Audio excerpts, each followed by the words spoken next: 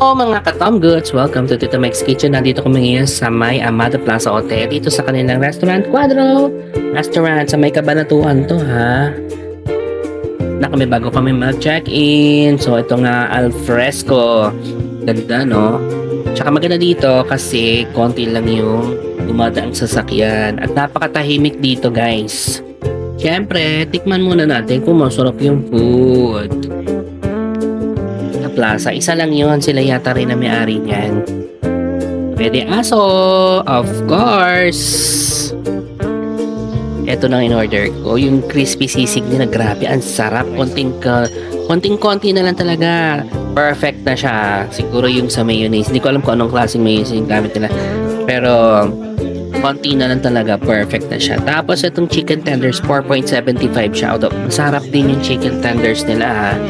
In fairness, malambot. Saka yung sausawan.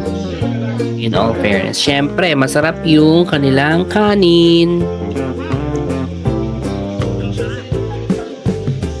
So, ito na yung in-order namin kasi kakakain lang din namin. This is around mga o'clock kumain na kami na breakfast. Late breakfast na yun. So, yan. Ito nga pala yung kanilang interior at saka yung kanilang menu. Actually, ang ganda ng looban. Meron din silang winery. Tapos, ito yung menu nila. Dalawa yung menu. Isang Italian, isang Pinoy. Of course. Ang price range nito is nasa 122 to 320. So, yan.